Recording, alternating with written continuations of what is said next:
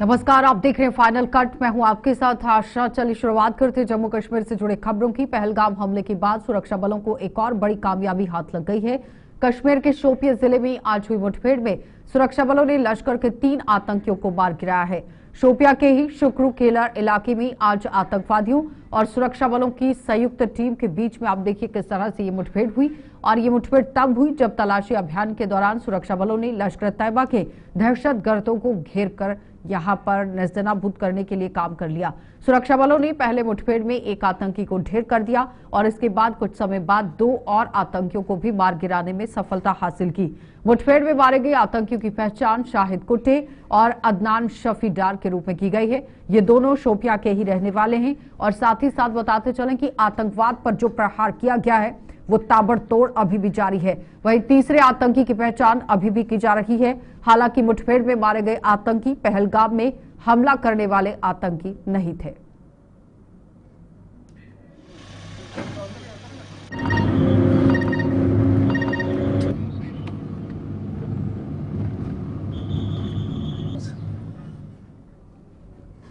मुख्यमंत्री उमर अब्दुल्ला ने कहा कि सीमावर्ती इलाकों के अंदर नए बंकरों के निर्माण के लिए जल्द एक पॉलिसी तैयार की जाएगी और इस पॉलिसी की वजूद में आने के बाद केंद्र सरकार को विश्वास में लेकर बंकरों का निर्माण किया जाएगा। सीमावर्ती करढ़ा के दौरे के दौरान मुख्यमंत्री ने यह भी बताया कि गोलाबारी से हुए नुकसान में जो दुकानें तबाह हुई है वो एसडीआरएफ के मुआवजे के दायरे में नहीं आती और जल्द ही इस संबंध में एक पैकेज तैयार किया जाएगा ताकि प्रभावितों को राहत दी जा सके। मुख्यमंत्री ने पत्रकारों के सवालों के जवाब में उन टीवी चैनल्स को भी फटकार लगाई जो जमीनी सतह के हालात की जानकारी लिए बगैर झूठ फैलाने में कोई कसर नहीं छोड़ते हैं। उमर अब्दुल्ला ने करढ़ा में नुकसान का जायजा लेकर प्रशासन को जल्द से जल्द इसका ब्यौरा बनाने और दिशा निर्देश जारी कर दिए हैं ताकि मुआवजे की प्रक्रिया शुरू की जा सके।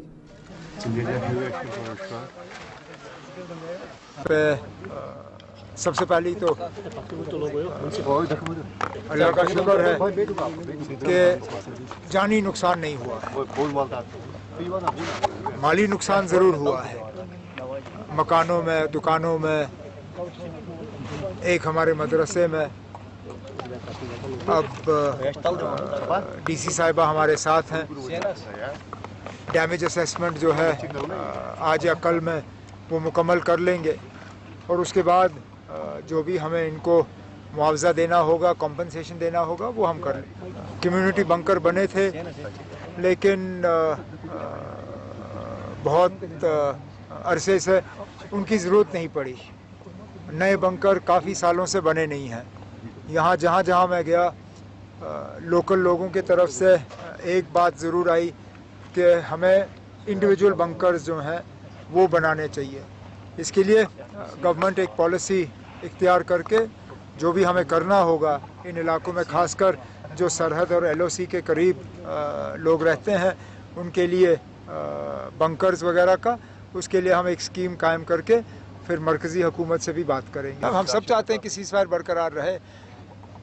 सिर्फ कुछ टीवी चैनलों के जो एंकर हैं जो यहाँ से बहुत दूर बैठते हैं, नोएडा, बम्बई में, उन्हीं लोगों को सीज़फायर पसंद नहीं है। सरहद के करीब जो लोग रहते हैं, एलओसी के करीब जो लोग रहते हैं, जम्मू और श्रीनगर में जिन लोगों ने इस बार हालात जो हैं देखे, वो तो चाहते ही हैं कि सीज़फायर हो। तो अच्छी बात है। अब ये सीज़फायर बरकरार रहना चाहिए। कराने के बाद वो हमें सबमिट हो जाएगा। उसके बाद हम इनको जो है मुआवजा पहुँचाएँगे। फ़िलहाल ये भी दुरुस्त है कि एसडीआरएफ के तहत दुकानों को मुआवजा नहीं मिलता। उसके लिए हमें खसूसी एक पैकेज तैयार करना होगा, वो हम तैयार करेंगे। ये सिर्फ करना की बात नहीं है, करना है। उड़ी है, रजौरी है, पुंछ है, बहुत से इलाके हैं जहाँ पे हमें लोगों को जो है मुआवजा पहुँचाना होगा, वो हम कर देंगे। तो पाकिस्तानी गोलाबारी में घायल हुए 8 लोग जम्मू के जीएमसी अस्पताल में भर्ती करवाए गए हैं, जिनमें से 2 को आईसीयू में रखा गया है। केंद्रीय राज्य मंत्री डॉक्टर जितेंद्र सिंह ने आज जीएमसी अस्पताल का दौरा कर इन सभी का हालचाल जाना। जितेंद्र सिंह पेशे से खुद डॉक्टर हैं, जिन्होंने बताया कि इस अस्पताल में दी जा रही सुविधाओं के मद्देनजर किसी भी घायल को बाहरी राज्य के किसी अस्पताल में शिफ्ट करने की नौबत नहीं आई है। डॉक्टर जितेंद्र सिंह ने यह भी बताया कि भारत ने पिछले दिनों अपनी ताकत और क्षमता का जो उपयोग किया है उससे दुनिया के सभी मुल्क हैरान रह गए हैं। नर्सिंग स्टाफ और मुझे हर्ष और गर्व है। इनमें से बहुत सी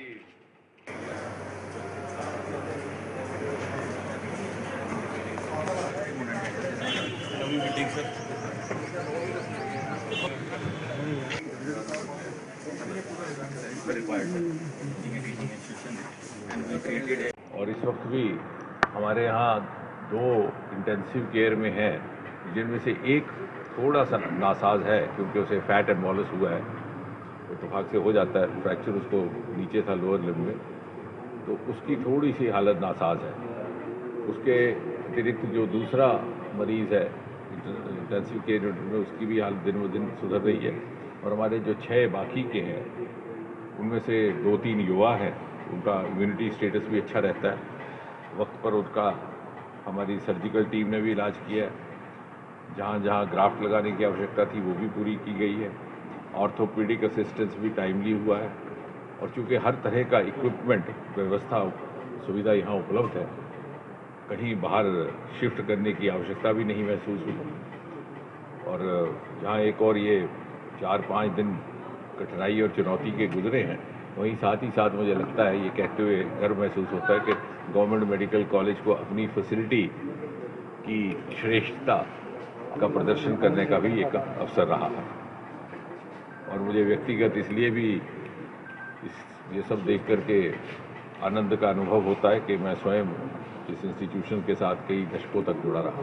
क्षमताएं, ये कैपेबिलिटीज़ गत 10 वर्षों में प्राप्त की गई। ये जो टेक्नोलॉजी ड्रिवन वॉरफेयर आपने देखा, उससे एक और तो दुनिया को भारत के बल प्रयोग की क्षमता का अंदाज़ा हुआ, और दूसरा ये जनता में एक अनोखा मनोबल का एहसास हो रहा है। अभी हम सीमावर्ती क्षेत्र पर भी रह करके आए हैं, जिस प्रकार से वो लोग आश्वस्त हैं, वो इसीलिए कि ये क्षमताएं पहली बार उनको देख। तो जम्मू कश्मीर के मुख्य सचिव अटल डुल्लू ने आज सीमावर्ती नौशहरा का दौरा कर वहां पर पाकिस्तानी गोलाबारी से हुए नुकसान का जायजा लिया। नौशहरा में हुए नुकसान की समीक्षा करने के बाद ये जीएमसी राजौरी पहुंचे, जहां पाकिस्तानी गोलाबारी में घायल हुए लोगों का इलाज किया जा रहा है। मुख्य सचिव ने बताया कि प्रशासन मुआवजे की प्रक्रिया को जल्द से जल्द पूरा करने की कोशिशों में है, ताकि गोलाबारी प्रभावितों को राहत मिल सके। मुख्य सचिव ने बताया कि गोलाबारी में घायल लोगों के स्वस्थ होने पर इन्हें इनके घरों तक पहुंचाने की पूरी व्यवस्था की जाएगी, लेकिन इससे पहले सेना की मदद से सीमावर्ती इलाकों की संपूर्ण जांच कर वहां पड़े हुए जिंदा शेल नाकारा बनाए जाएंगे।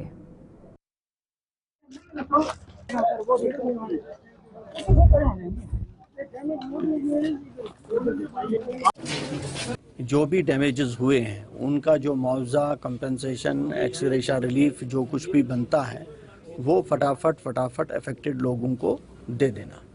और दूसरा, जो हमारे इंजरीज हैं इनको पूरी से पूरी बेहतर से बेहतर जो हेल्थ सर्विसेज है वो प्रोवाइड करना। बिल्कुल पूरा हम ट्रांसपोर्ट देके अपने अपने घरों में पहुंचाएंगे, लेकिन पहले वहाँ के जो आर्मी अथॉरिटीज़ हैं, सिक्योरिटी फोर्सेस हैं, उनसे बात करके और ये पहले पूरी तरह से वेरीफाई करके कि वहाँ पर कुछ अनएक्सप्लोडेड शेल्स तो नहीं है, जिसकी वजह से लोग जाएं तो इनकी सुरक्षा पर कोई बुरा असर पड़ सकता है। ऐसा इनकी सुरक्षा का पूरा ध्यान रखना। ये मैं कहता हूँ आपको कि आपने कई सारी जंगें देखी हैं, राजौरी के लोगों ने, पुंछ के लोगों ने।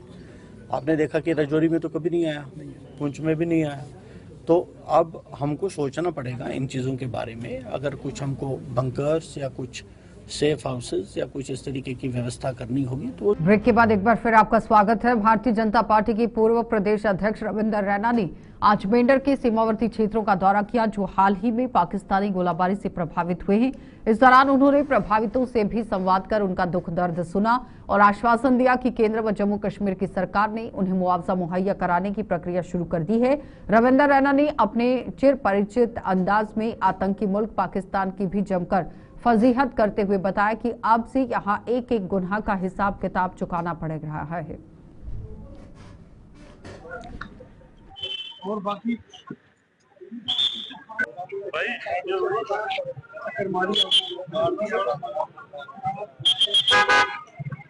आम रिहायशी इलाकों को निशाना बनाया गया है, बेगुनाह लोगों को निशाना बनाया गया है।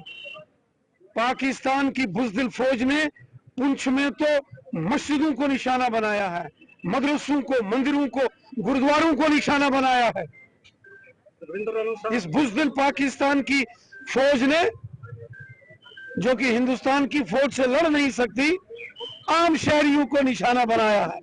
और इन्होंने जो जुल्म किया, इनकी बहुत सी सजा इनको मिली भी है और आगे भी मिलेगी। जो दहशतगर्दी पाकिस्तान ने फैलाई है, जो पहलगाम में हुआ, और उससे कई साल पहले यहाँ मेंढर, सुरनकोट, पुंछ, तबाहकुन मंजर हम लोगों ने अपनी आंखों से देखे हुए यहाँ के। और आज यहाँ अमन व अमान है, लेकिन फिर भी बॉर्डर पार से कोशिशें होती हैं कि दहशतगर्दों को भेज के यहाँ खून खराबा करने की। हिंदुस्तान के प्राइम मिनिस्टर साहब ने वाज़ेह कर दिया है कि कोई भी दहशतगर्दाना हमला हिंदुस्तान के अंदर, जम्मू कश्मीर के अंदर अगर होता है तो उसको कश्मीर घाटी के जिला अनंतनाग से संबंध रखने वाले युवा समाजसेवी इमरान अहमद शेख ने ऑपरेशन सिंदूर को अंजाम देने के लिए देश के प्रधानमंत्री नरेंद्र मोदी, गृह मंत्री अमित शाह का आभार जताया है। इमरान अहमद ने इस ऑपरेशन में आतंकी मुल्क पाकिस्तान को नाकू चने चबाने के लिए देश के सशस्त्र बलों की पीठ थपथपाते हुए उनकी हौसला अफजाई की। जम्मू में आज एक प्रेस कॉन्फ्रेंस के दौरान उन्होंने यहां ऑपरेशन सिंदूर की जमकर सराहना करते हुए उम्मीद जताई है कि आने वाले समय में भी पाकिस्तान को इसी तरह से मुंहतोड़ जवाब दिया जाएगा। ऑपरेशन सिंदूर के तहत जो आज चल रहा है, पहले मैं सेना के जवानों को तहे दिल से मुबारकबाद देना चाहता हूं और साथ साथ एयर डिफेंस को भी। हालांकि जो हमें उम्मीद नहीं थी, वो उम्मीद एयर डिफेंस और सेना ने दिखाई बहादुरी से। तो तीसरी बात, हमारे जो गृह मंत्री साहब है या home ministry PM Narendra Modi साहब, जिन्होंने ऑपरेशन सिंदूर के तहत पाकिस्तान के इलाके में बहुत सारे दहशतगर्दों के ठिकानों को तबाह कर दिया है। इसलिए मैं आज नरेंद्र मोदी से मुबारकबाद देना चाहता हूं और आगे भी इसी तरह ताबड़तोड़ मुंहतोड़ जवाब जो सेना हमारी तरफ उनको दे रही है। हमारी कोशिश यही रहेगी कि लगातार आतंकवादियों के खिलाफ ताबड़तोड़ जवाब देना चाहिए। तो जम्मू के नरबाल मंडी के भी व्यापारियों ने कहा कि भारत और पाकिस्तान के बीच में उपजे हालात का सब्जी और फ्रूट की सप्लाई पर कोई असर नहीं पड़ा है। अगर दोनों मुल्क में एक महीने भी ऐसे हालात बने रहते तो भी व्यापारी सब्जी और फ्रूट की सप्लाई में समक्ष थे, यानी कि सक्षम थे।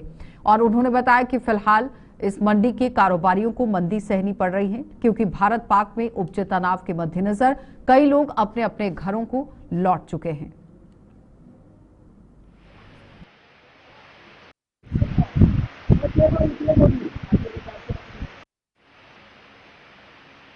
अभी तो हम कहते हैं कि एक महीना और भी लग जाता तो हम परवाह नहीं करते, क्योंकि हमारी सप्लाई कोई टूटी नहीं है। रात को यहाँ लोडिंग करते थे हम। बाजार का भाव जो है बिल्कुल रीजनेबल रखा, हमने लोगों की मदद की है। बाजार का भाव अमृतसर जलंधर देख लो, प्याज का भाव 20, 22, 23 रुपये है, लेकिन हमने यहाँ पर 15, 16, 17 से ऊपर बेचा ही नहीं। हमने व्यापारियों को बोला कि आप भी हमारी मदद करिए, हमने अपने लोगों की मदद करनी है। यहाँ से सप्लाई पूरी चलती रही, कोई भी किसी चीज़ की पैनिक नहीं बजी। हमारा बेरोज है, किराना है, पूरी रात को गाड़ियाँ लोड होती थी, लेकिन हमने कोई कमी यानी कि जंग का ध्यान नहीं देखा। हम लोगों खुद हम आड़तिया बैठे हुए थे, हमारे पट्टेदार यहाँ पर हमारा घर बार छोड़ के बैठे हुए थे। हमने पूरी सप्लाई लोगों को दी है, कोई भी किसी किस्म की पैनिक नहीं हुई है, कोई किस्म की ब्लैकेज नहीं हुई है। हमने हाल तक भद्रवाह, किश्तवाड़, पुंछ, रजौरी, मेंढर जो चीज मांगता रहा हमने देते रहे, कोई पैसा भी नहीं मांगा उनसे लोगों से। हमने कहा परवाह मत करो, आप जंग लगी है, मोदी जी ने जंग लगा दी है, महीना भी रहती, 2 महीना भी रहती तो परवाह नहीं होती हमको। जो गांव के लोग आगे पीछे के, जैसे राजौरी, पुंछ के, वो यहाँ काम करते थे, वो लोग घर में चले गए, क्योंकि घर वालों को फिक्र होता है ना कि हमारे बच्चे बाहर गए हुए हैं, काम कर रहे हैं। तो थोड़ा सा डर के कारण, जैसे पाकिस्तान नाजायज फायरिंग कर रहा था, तो क्या फेंकते हैं, तो वो तो हमारी हिंदुस्तान की फौज ने सारे नष्ट कर दिए हैं। वो तो उनको कामयाबी कोई नहीं मिली, लेकिन फिर भी कुछ नुकसान तो होता ही है। तो उस कारण थोड़ा सा फर्क पड़ा, लेकिन हमारी सप्लाई में कोई बाधा नहीं आई, हमारा माल बिकता रहा। हम भी आज भी मंडी में बैठे हैं, काम कर रहे हैं, माल बिक रहा है। लेकिन ये चीज़ हम मोदी जी को थोड़ा सा हाथ जोड़ के बोलते हैं कि ऐसे गंदे देश को बख्शना नहीं चाहिए, ना ही मतलब उनके साथ कोई दोस्ती यारी का रखना है। और जितने मिलिटेंट हैं वो हमें दें वापिस, और जो पानी का बहाव है वो भी रोकें, तो सिंधु नदी तो उसको भी रोकें। तो बाकी जो हमारे अपने फौजी भाई हैं उनका भी मतलब पूरा। तो आरएसपुरा की ही क्या मामका पंचायत में सिंचाई योग्य नहर की बद से बदतर हालत हो चुकी है, लेकिन बताते चले कि इसके सुधार के लिए कोई काम अभी तक नहीं किया गया है और खुद ही यहां इसकी साफ सफाई करने में लोग जुट गए हैं। स्थानीय लोगों के मुताबिक मनरेगा के तहत फंड जारी होने के बावजूद भी यहां पर एक पैसे का काम नहीं हो पाया है, जिसके चलते वो खुद ये काम करने पर मजबूर हो रहे हैं। उन्होंने ये भी बताया कि जनप्रतिनिधियों के अलावा संबंधित विभाग के अधिकारियों को भी कई बार अवगत कराने के बावजूद उनकी कोई सुनवाई नहीं हो पाई।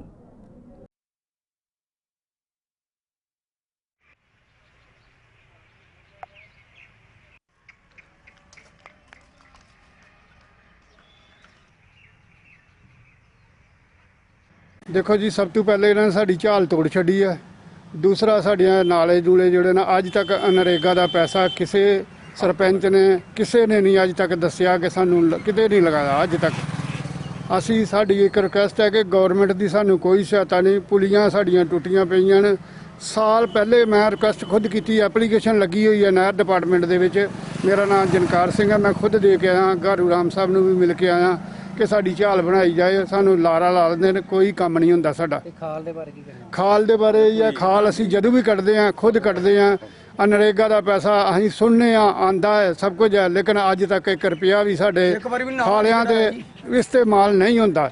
ये पुछया जाए डिपार्टमेंट नूं भी क्यों वो पैसा कित्थे जांदा है, कित्थे लाण दिओ तुसीं। पिंड दे विच कम से कम 4 बंदे इकट्ठे करके उन्हां नूं पुछया जाए कि ये पैसा क्यों नहीं खर्च किया जाता और खाले क्यों नहीं कढ़ाए जाते। देखो बजुर्ग आदमी ने सारे लगे हुए, नई जनरेशन तो अजकल इसे काम करती नहीं, लेकिन असी बजुर्ग बंदे आ सारे ही जो कि नाला कढ़न आए हैं। और मेहरबानी करके गौरमेंट तक साड़ी बात पहुँचाई जाए ताकि साडा जो है मसला हल हो सके, साड़ी ये पुली बदली बन सके और दूसरा साडा यह झाल बन जाए ताकि सानू पानी मिले। अज असी पनीरियां बीजने आ, डंगरां दे पट्ठे बीजने न, साडे कोल पानी की एक बूंद नहीं है। महकमे नूं आके देखना चाहिए और ਜਿਹੜੇ ਵੀ ਸਾਡੇ ਇੱਧਰ ਦਾ ਮਿਨਿਸਟਰ ਹੈ ਉਹਨੂੰ ਵੀ ਆ ਕੇ ਦੇਖਣਾ ਚਾਹੀਦਾ ਕਿ ਕੀ ਹਾਲਾਤ ਹੈ ਸਾਡੀ। ਖਾਲ ਕੀ ਅਸੀਂ ਕੱਢਣਾ ਜੀ, ਇੱਥੇ ਅੱਗੇ ਤੇ ਝਰਾਲ ਬਣੀ ਨਹੀਂ ਬਿਲਕੁਲ ਹੀ।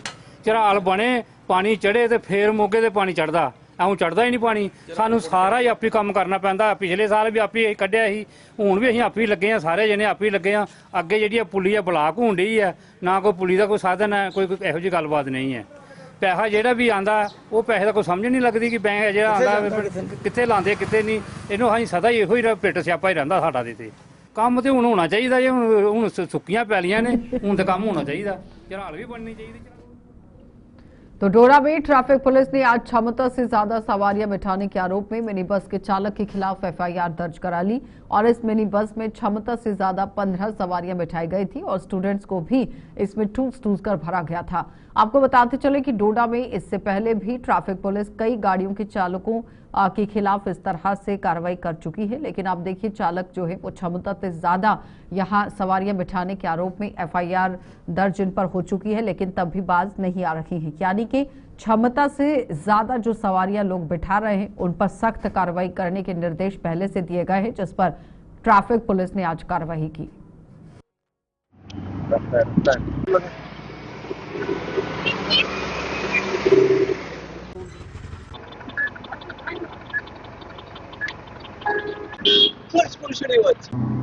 हमने ये भी देखा कि ड्राइवर ओवर स्पीड में भी चल रहा था, जो हमने कैमरे में कैद भी की हुई है तस्वीरें। इस गाड़ी, ना ही इस ड्राइवर को मैं जानता हूं, ना ही मैं उस शख्स को जानता हूं जिसकी ये गाड़ी है। तस्वीर दिखाने का मकसद ये है कि जहां पे लगातार सड़क हादसे चिनाब वैली के अंदर हो रहे हैं, चाहे किश्तवाड़ को लेके बात करें, जिला डोडा को लेके बात करें, भदरवा को लेके बात करें, लगातार सड़क हादसे हो रहे हैं। उसके बावजूद भी आप देख लीजिए एडमिनिस्ट्रेशन अवेयरनेस कैंप्स लगा रही है, लोगों को अवेयर कर रही है, मगर अब ड्राइवर ये कह रहा है कि इस इलाके के अंदर बहुत कम गाड़ियां चल रही हैं। यह गाड़ी का नंबर देख लीजिए, JK065073। ट्रैफिक पुलिस जरूर स्पॉट पे पहुंची है, मैं उनसे भी बातचीत करना चाहूंगा जो ट्रैफिक महकमे के लोग हैं और इनसे भी जानना जरूरी है। थोड़ा सा आप बताएं, आप स्पॉट पे इस वक्त मौजूद हैं, कैबिन को जो देख रहा है, हम देख रहे हैं कि ये शख्स कह रहा है कि कैबिन मुझे एलो है और बहुत सारी बातें ऑफ कैमरा कोई लोड नहीं है। कैमरा कैबिन जो होता है वो अलोड नहीं होता है, वो सीटों के अलावा होता है, वो खाली ड्राइवर के लिए रात को सोने के लिए बेशक वो लगाए, मगर उसमें सवारी नहीं बैठा सकता है। थोड़ा देखा आपने ओवरलोड है इस गाड़ी में? हाँ देखो, ओवरलोड तो काफी हम FIR दे रहे हैं इसके खिलाफ। ये स्कूली बच्चे इस गाड़ी में मौजूद? कोई बात नहीं, स्कूली सवारियां भी हैं, अगर भी है तो ओवरलोड किसी को नहीं कर सकता है। ओवरलोड क्या लगता है वो कितना है? ओवरलोड अभी हम कोशिश करेंगे कि देखेंगे, गिनती करेंगे, जितनी होगी तो हम उसमें FIR में। भारतीय जनता पार्टी के राष्ट्रीय महासचिव तरुण चुग ने सोमवार को प्रधानमंत्री नरेंद्र मोदी की राष्ट्र के नाम संबोधन को जमकर आप देखिए किस तरह से सामने रखा, उसकी सराहना की। तरुण चुग ने कहा कि प्रधानमंत्री ने पाकिस्तान को साफ तौर पर चेता दिया है कि अब सिर्फ और सिर्फ POJ और आतंकवाद पर ही बात होगी। आतंकवाद पर भी अब आप देखिए प्रधानमंत्री ने किस तरह से यहां पर चेतावनी दे दी, और प्रधानमंत्री ने जब चेतावनी दी तो चेतावनी के तौर पर किस तरह से इस बात को लेना चाहिए। उन्होंने कहा कि पाकिस्तान को भारत से पड़ी हुई मार भारत के सशस्त्र बलों और देश की ताकत की विजय है। प्रधानमंत्री नरेंद्र मोदी जी का संबोधन भारत के 140 करोड़ भारतीयों की सिंह गर्जना है। ये नया भारत है, शांति चाहता है पर आतंक के विनाश के लिए किसी भी सीमा तक जाएगा। मोदी जी ने विश्व को स्पष्ट संदेश दिया है कि अब परमाणु ब्लैकमेल नहीं सहेंगे, ना टेरर के साथ टॉक होगी, ना ट्रेड होगा। खून और पानी एक साथ नहीं बहेंगे। बात होगी तो केवल व केवल आतंकवाद के पूर्ण नाश और POJ के पर बात होगी। ऑपरेशन संदूर कोई मिशन नहीं, न्याय की अखंड प्रतिज्ञा है जिसे दुनिया ने धरातल पर साकार होते देखा है। जब पाकिस्तान सीमा पर खड़ा था तब भारत ने नरेंद्र मोदी जी के नेतृत्व में सैकड़ों किलोमीटर भीतर घुसकर जैशे, लश्कर और हिजबुल के ग्लोबल टेरर यूनिवर्सिटी को ध्वस्त कर दिया। ये भारत की वीर सेना की विजय है, ये भारत की ताकत की विजय है। चलिए फाइनल कट में इतना ही, इजाजत दीजिए, नमस्कार।